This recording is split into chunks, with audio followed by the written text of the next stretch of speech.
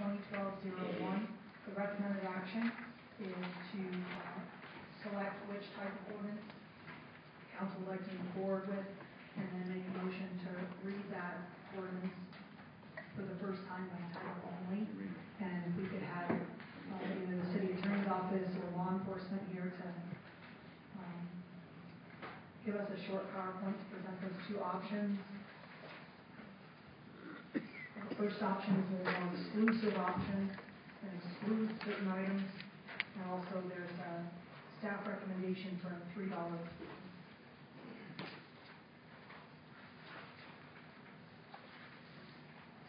Good evening. Good evening, members of the council. Kevin Treadway with the police department, and I'm just here to make some introductions briefly, and I'll turn it over.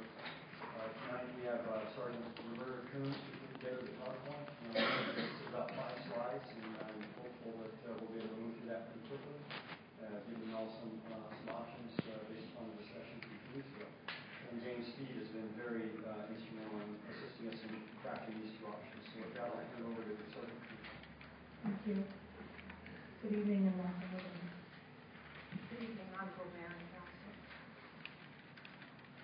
I'm here this evening to provide a brief presentation on the revised pawn and secondhand ordinance. I'll be going over the cost of the program and the projected fees that the revised ordinance will produce. I'll also give a couple of examples of criminal activity involving the businesses that purchase secondhand property, and also the 2 proposed ordinances.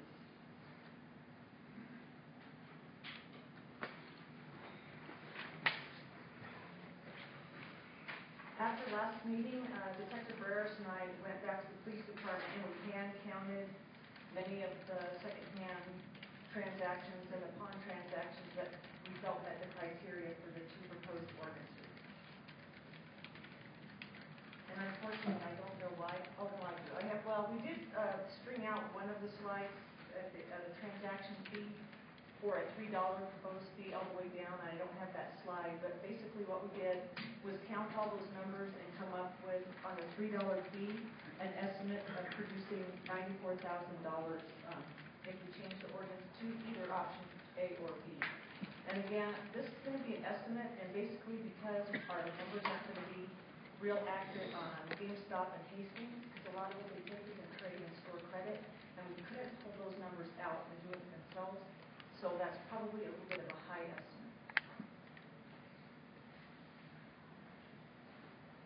That's a $3 just a one-time, no more renewal. Right, that's excluding renewals, and that's with the $3 fee. And we also lined out at $325 and $350. We realize that's probably unrealistic, but we wanted to show what we generate with the different fees. And some examples of criminal activity. Back in 2001, and some of these cases are old, but I just wanted to kind of bring it back, as Scott had said last time. You know, what ties secondhand to stolen property? We had a homicide in 2001. A local woman hired some people out of day labor to help her move from out of town into the city. Suddenly she was reported missing. The only leads we had was this couple. Using their names, we ran a statewide pawn search, and Payson responded by telling us, hey, the people pawned estate jewelry. That's the first link we had to that crime. Then when we get them in custody, the woman tells us, we sold some jewelry to Frederick Fishers during the escapade. So at that point, we didn't even have a way to find out who was pawning or selling what in town. So just getting the information from her got us back to Frederick Fishers. 2005, Bookman's purchased $140,000 worth of rare comic books. And this is a local man that he was using that for his savings. He had them in a safe or whatever in his home, safe kept, and during a burglary they were taken and sold. And they were good enough to keep them in the safe. And then when Lieutenant Treadway called them, they produced them and were able to recover them. So that ended up well. More recently, in 2011, we counted up about 13 cases involving secondhand merchandise property at the secondhand stores or Hastings-type stores only. So out of 13 cases, predominantly, these were multiple transactions, small DVDs and whatnot that we think a lot of them were, as we said earlier, taken from Safeway or Target and quickly brought over to these other stores and sold. We also had 8 bolo ties stolen from Powwow that walked up to American Bullion or coin and got sold there. The 2 options we came up with at your direction would be, one would be excluding non-collectibles, and that would be books, magazines, sheet music, cartridge games, VHS tapes, records, furniture, clothing, puzzles, board games, toys, and glassware. And in all honesty, these aren't items we typically see getting stolen, getting pawned, or sold, so we felt that, and we probably have never seen that, and, we'll likely never see that. All of those items will be excluded unless they have a fair market value of over $100. All other items will have a $25 or more limit. The second option we came up with is items of interest. We came up with 6 items that we see now that are commonly stolen and sold. The issue that my department would see with that is that these are changing, they're evolving, maybe not every day. I mean, these are items we've seen for a long time, and they may not change a lot, but then again, like DVDs 10 years ago, I can tell you they weren't our number one, and now they are. So this option may need, occasional redraft. And again, it's a $25 or above fair market value for the items to be reported. And that wraps it up. All right, thank you. I'm going to take public comment, and then we'll come into our council and talk about the options. Thank you. We'll do a final call for cards at this time. We just have one card on this topic. If anybody would like to submit a card, now is your time to do so, and we're going to close public comment. So Sean Feeney is here from Brooklyn. I came in on Sunday and brought $50. Thank you very much. You're welcome. Both for allowing me to speak and for spending $50 of both of you. You were the only, what's interesting is, aside from like Walmart or whatever, I tried to go to some other bookstores that were close to my house, just for convenience sake, but nothing was open earlier on Sunday morning, but you guys are open. So you're selling problems on Sunday morning. And it was great. I could purchase things, and it was a nice environment. So I also wanted to visit the store since we were talking about it. Well, thank you for the visit. And just before I get into my comments, one interesting note, James Jay, who spoke earlier, was the operations and assistant manager of Bookman's for a number of years, about 10 years ago. So Bookman's been involved in Flagstaff. Yeah, Bookman's has been really good in helping to sponsor the Northern Arizona Book Festival that James Jay puts on. Absolutely. That started when he was actually unemployed. I digress. Thank you, Mayor and Council, for letting me speak. I'd like to start by just complimenting particularly the police department for working so collaboratively with Bookman's on this ordinance. It's very refreshing to see a city council that's actually interested in working cooperatively with business rather than from a position of animosity, so I really do appreciate that. Bookman's has been involved in the conversation for both options, A and B, and I will acknowledge that operationally there's very little difference between the two for us. Our number of tickets that we would draft would be about the same in either case. So initially my reaction was one of, really no particular preference for either option. But as I began to consider the two versions, I began to think more as a manager of the store and less from a financial perspective. And managerially, I do think there is some significant value to option B. It creates a much clearer set of ground rules so that the store operator, whether it's us or any other secondhand dealer, knows precisely what items they're to report on at the $25 threshold, and then all other items are to be reported on at the $100 threshold. My concern about the exclusion model would be sort of edge cases, which I believe the police department wouldn't be interested in, but would still be outside the scope of those enumerated items. The example that came to mind is a picture frame that comes into an antique shop that's, say, worth $30. Now, does that qualify as furniture? Does it not qualify as furniture? Does that meet the $25 threshold or the $100 threshold? Plateware might be another example that would come up in both the Bookman's and another secondhand dealer. So operationally, it's just much more concise, and the instructions I would give to staff are much more manageable in option B. And part of our objective here is to make sure that we are in full compliance with the law, and that there's no real confusion about that on the part of staff. So I would ask you to consider option B. From an operator's perspective, I think it's the preferable option because it just sets the ground rules more clearly. So that's helpful, Sean. That's a good perspective. It definitely creates more of a burden on us to make sure that we check in with it, but I think that check-in is good to make sure that list is still current and that it's the most important list to be included. The only other comment I would add, and once again, thank you for your time, is with respect to the $3 fee, I can see that the projection actually is probably not as favorable as I'm sure you guys were hoping. Certainly, if that is the actual projection, I think Oaklands would not object to a $3 fee. All I would ask is that perhaps in a year after giving the expansion into secondhand, that perhaps the fee be revisited and the amount of revenue generated be considered for whether or not the fee should remain at that level or perhaps be reduced if it draws more revenue than the pawn detail needs to operate. Yeah, that's a good thought. We did that originally when it was just restricted to the pawn shops, and then that's how we got to this process, which was to say we have to make sure that we're fair in its application. Is this the right fee? And so I think it's a good idea that we revisit it and we modify it substantially, like I said. That's a good thought. And so in conclusion, I would say that if option B is the selection of the council, certainly Oaklands would have no difficulty supporting that. All right, thank you for being here. Thank you. Are there any other cards? Archie, anything else? Okay. All right, we'll close public comment then on this topic, and we'll bring it into the council to talk about which options and which ordinance. And I'll just start by saying it seems reasonable that in order to complete the responsibilities of law enforcement and the consequences of stolen property, that the $3 fee is the appropriate fee to select.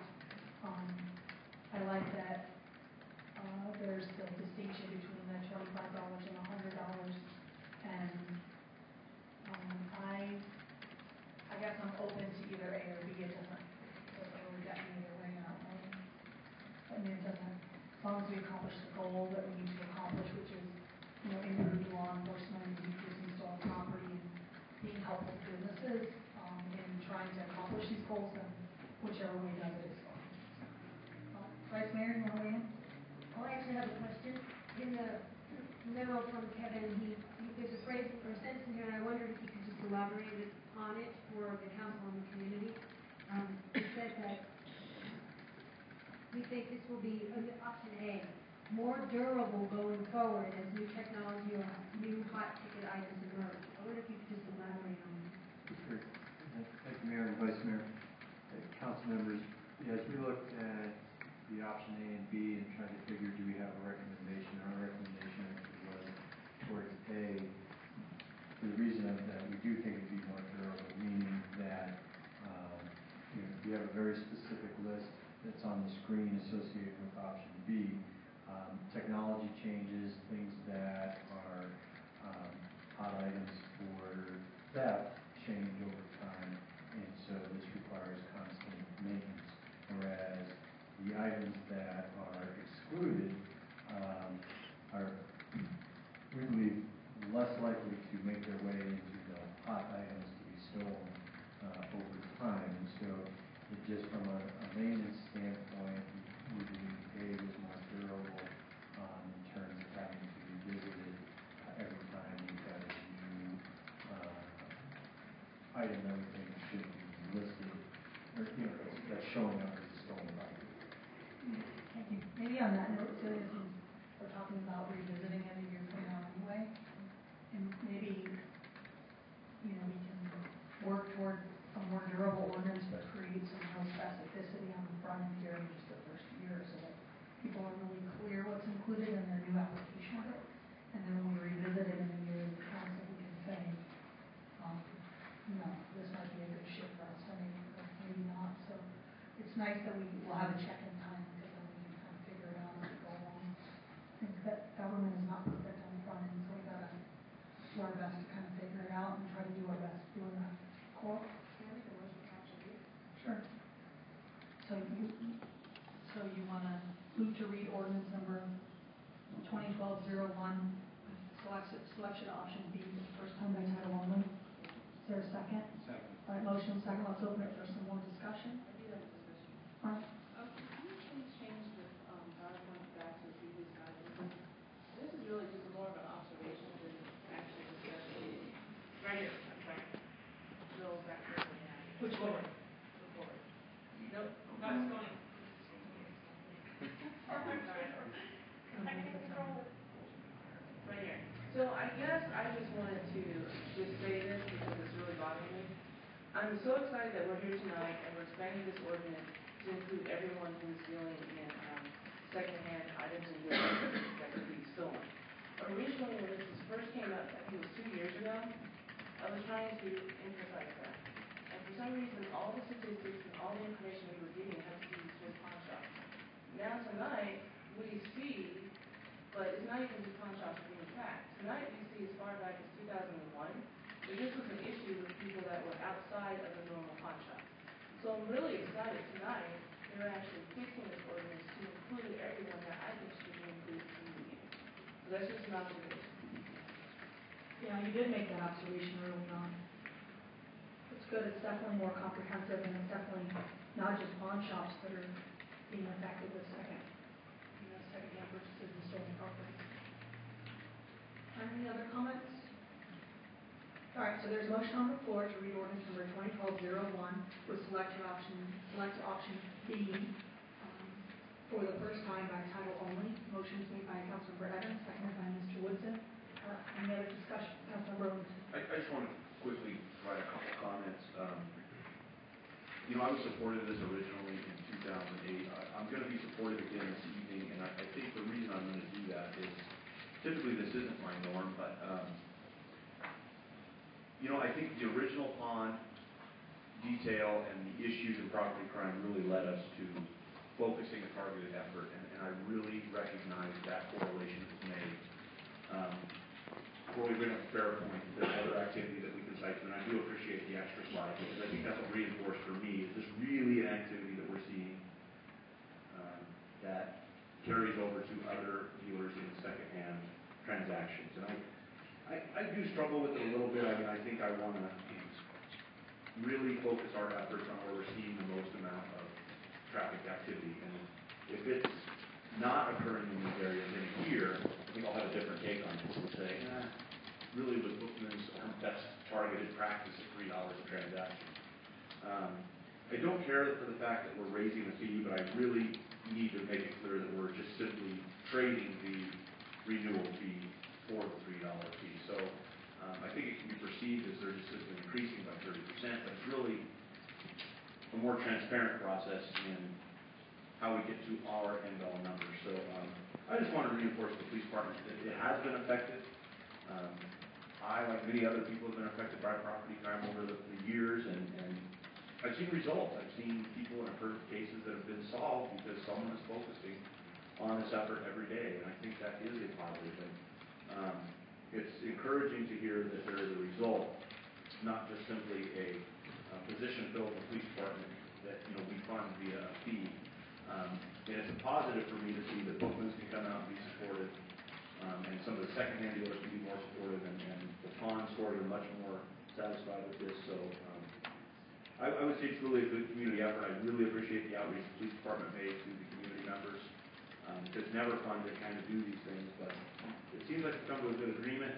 I am not hung up on A or B. I will go with B if that's the council direction.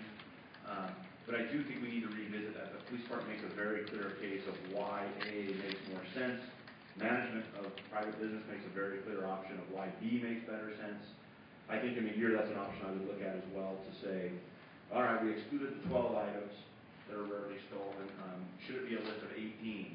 Or it's just, I would say, from the manager's perspective, you made a very fair point. But now everything else that's not on that list has to be reported. Might be that picture frame, might not be reasonable. So maybe the picture frame is added next year. Let's make a list of those running tally items that you're seeing that aren't subject to what you think could be there, and I think we can make those adjustments in a year. So thank you to all parties involved. I appreciate when the outcome is fairly positive and agreed upon. These are some good points, Scott. It might be helpful in the motion to read by the final time and the motion to adopt that we are offered some language to amend the final read to revisit it in a year. In case that's the will of the council, to be able to check in through the ordinance itself. So I know as one voting member, it'd be helpful if we had that language on the final read. That would be good. I just want to note too that this does remove the renewal fee, and it is a reduction in total overall transactions. I also want to note for the council that we may or may not maintain the revenue level that we have right now because of the reduction in transactions and because of just the way that the program is working. The program costs more than we generate in fees from the pawn fee. So through time, the goal, I guess, is so that we don't have to have a position require community and business costs in some capacity, whether it's through passing it directly to the customer or through, the act of another form of fees or taxation, because until the problem goes away, the cost of the program exceeds the revenue that's generated by this specific area. So it definitely is an investment by the council and the community in this kind of law enforcement effort, and we really appreciate the business community being willing to be partners with us in this effort. And I know that you out of everybody care more because you pay more when there's crime. So really appreciate you trying to find solutions with us to this problem. So thank you to everybody. Carla, I'm sorry. Thank you. I think it's pretty much all been said. When we originally tried to pass this a couple of years ago, there was quite a bit of kickback with the people that were going to be involved in coming across with this fee.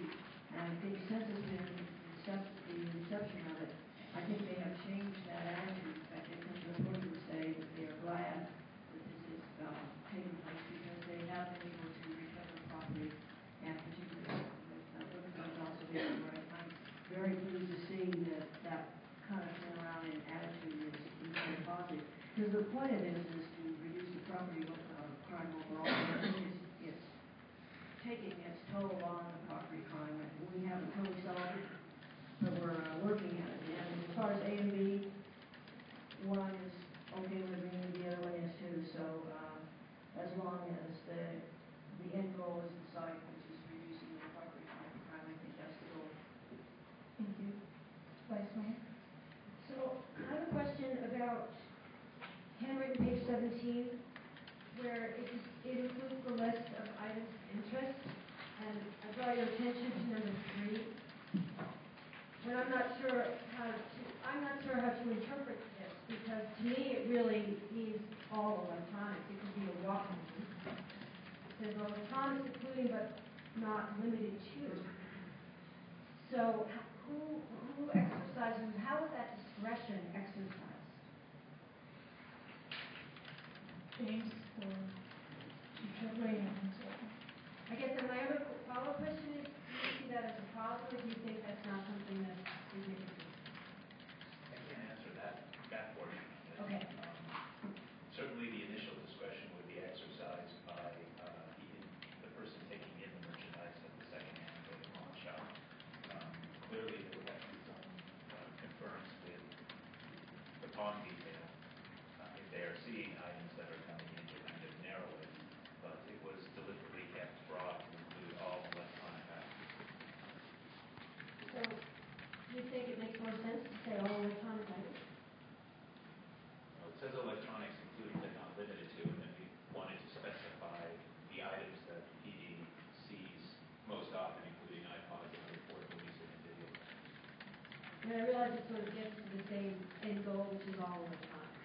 True, and I mean, I don't know if we can come up with an exhaustive list of VCRs, DVDs, televisions, portable television. I mean, I don't know how expansive we could get. I don't want to say that it's a commonly understood term, but I think in an attempt to define it, we may be inadvertently leaving certain items out. And once again, I suppose I would argue that it is an electronic item. We have electronic stores. What items we're going to find in there. I guess my question was it your intent to say all electronics? And this was your way of saying all electronics? Yes. Okay. Yeah. And then specifying including but not limited to kind of narrow down what it means to be an electronic. Well, to give some of the most prominent examples of the electronics that are most commonly seen and that we expect people to report. Right, but it doesn't preclude the requirement that some other kind of electronic that's not identified in the list. You're not saying just these 3. Correct. That's what kind we of, put in the but not limited to. right. Yeah. Okay. So, my inclination when I read through the staff report and thought about it was actually option A, but I'm willing to go with council. It's not a big deal. So, the motion is for option B. Okay. Thank you, Sonia. Any other comments? All right, let's take the vote then, and Kevin, maybe you can direct a little bit of that language to do a check-in. It should be part of the ordinance, or if we resolve with an ordinance to check in, I don't know the appropriate method, but we can think about that between now and then. All right, so there's a motion on the floor to read ordinance number 2012-01, option B, selected option, for the first time by title only, made by Councilmember